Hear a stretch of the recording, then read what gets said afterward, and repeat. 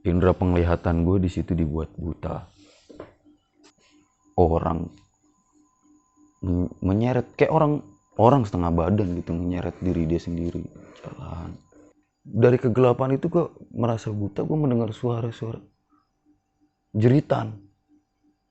Gue mendengar, gue pasti, wah kayak kuping gue nih salah. Di situ gue mulai merasa aneh.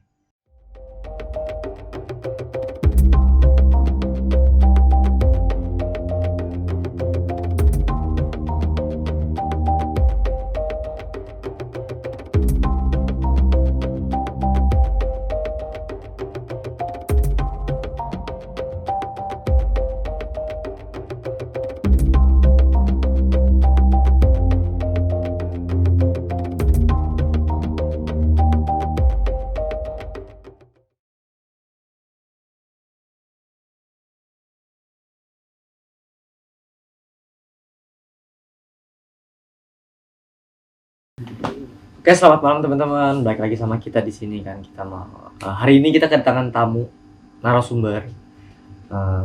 Namanya Sigit, tapi personal biasa ngomong dia Bolong.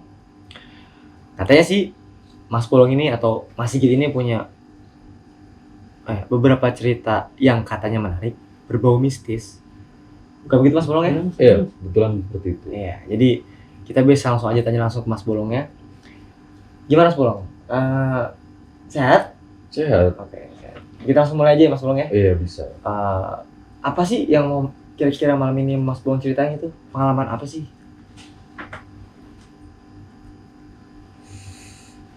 Tentang pengalaman seperti ya dikatakanlah lu sedang merasakan sesuatu yang dinamakan benar-benar gelap, ya itu benar-benar gelap yang sesungguhnya kayak gitu. Jadi awal mulanya itu sih ceritanya ya, gue lagi di luar kebetulan, lagi ada acara kumpul-kumpul lah bareng teman-teman gue.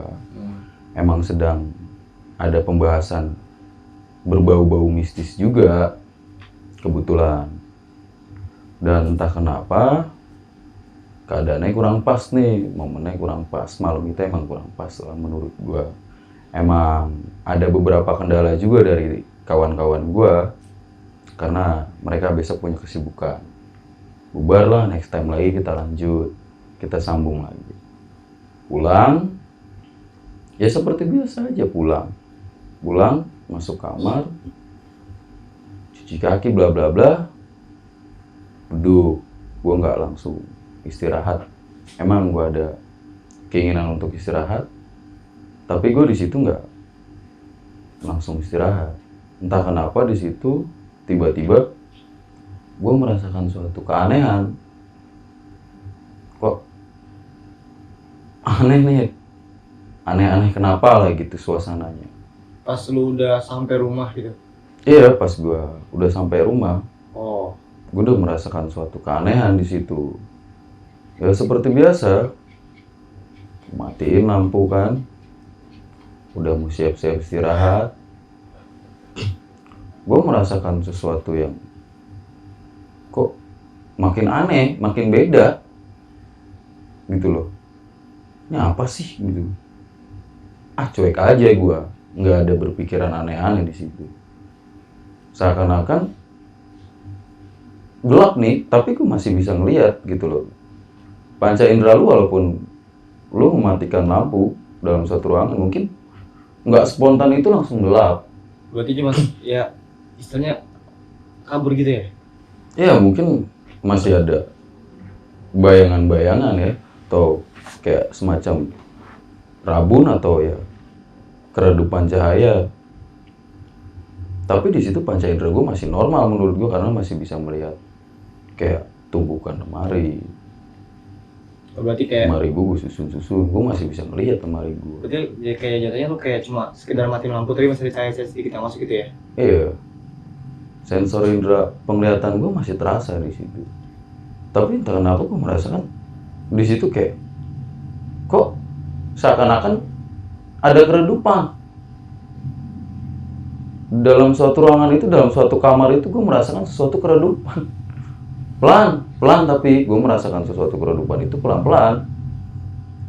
Kayak aneh nih.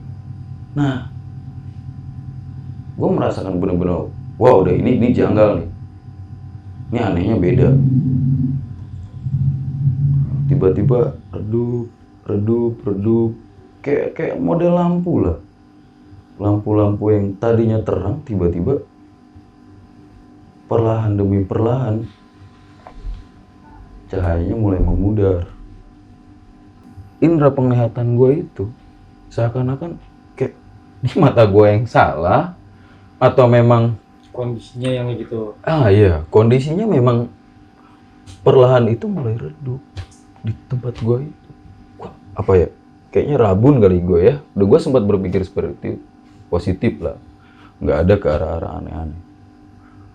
Suatu ketika, gue tiba-tiba merasakan kehampaan. Hening. Gue merasakan hening.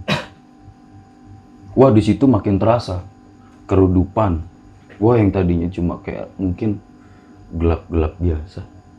Ini lu bener-bener, wah, seakan-akan dalam suatu ruangan, dalam suatu kamar lu itu timbun awan-awan hitam. Seakan-akan ruangan lu itu diselimuti oleh awan-awan, oleh asap-asap hitam. Gua nggak tahu lah itu seperti asap atau apa. Dan yang gue tahu, itu semua tiba-tiba menjadi gelap, hitam. Gue sempat terngiang-ngiang, kaget, tanpa sadar. Panca indera gue di situ sudah buta. Yang tadinya gue bisa sedikit melihat jari jemari tangan gue, jari jemari kaki gue masih bisa melihat. Ini enggak. Sorry gue potong, berarti pas ketika lu melihat semacam kabut lah ya, kita sebut kabut aja kali ya. Itu lu mulai, pandangan lu udah mulai bener-bener kabur, makin lama makin gelap, makin udah sampai blackout gitu. Iya. Dan gue pastikan bahwa itu normal. Gue pastikan. Gue memegangi semua tubuh gue dari ujung kepala sampai ujung kaki. Gue memastikan bahwa tidak ada yang terjadi aneh-aneh dalam diri gue. Gue memastikan. Indra gue masih ada. Pendengaran masih ada. Masih ada Merasa masih ada. Tapi ada suara-suara gitu, berarti kalau lu bilang tadi indra pendengaran masih ini, berarti masih ada suara-suara gitu? Masih ada kayak terdengar apa ya, kayak hembusan-hembusan seperti itu pertama.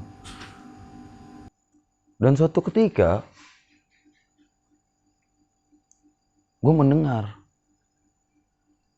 suara-suara dari kegelapan itu. Gue merasa buta, gue mendengar suara-suara jeritan.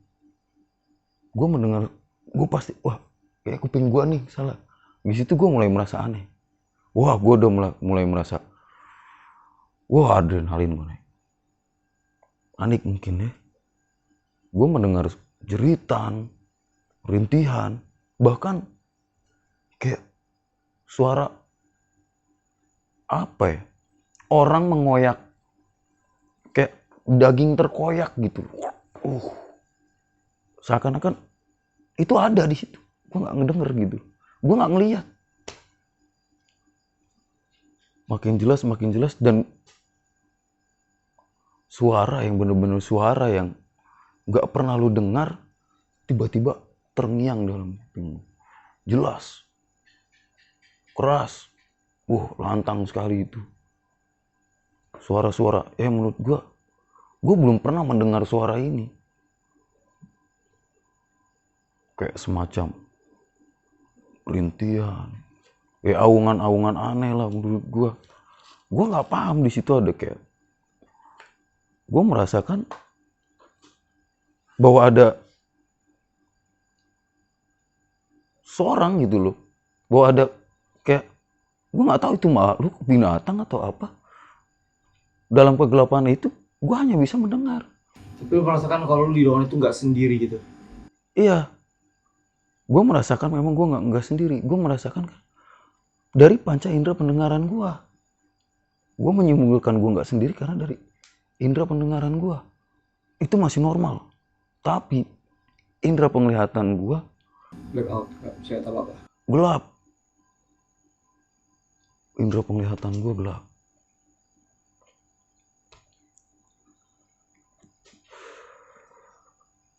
Dari mulai rintihan, wah di situ gue makin panik.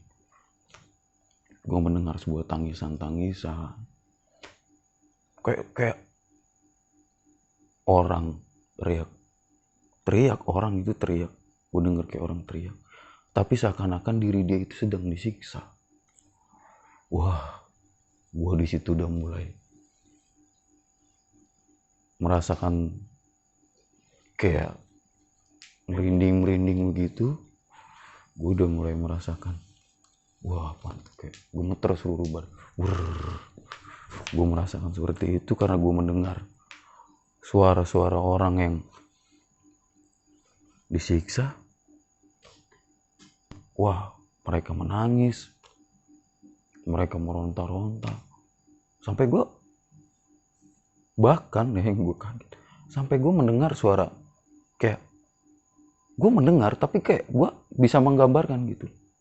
Di situ kayak ada orang menyeret, kayak orang setengah badan gitu, menyeret diri dia sendiri jalan.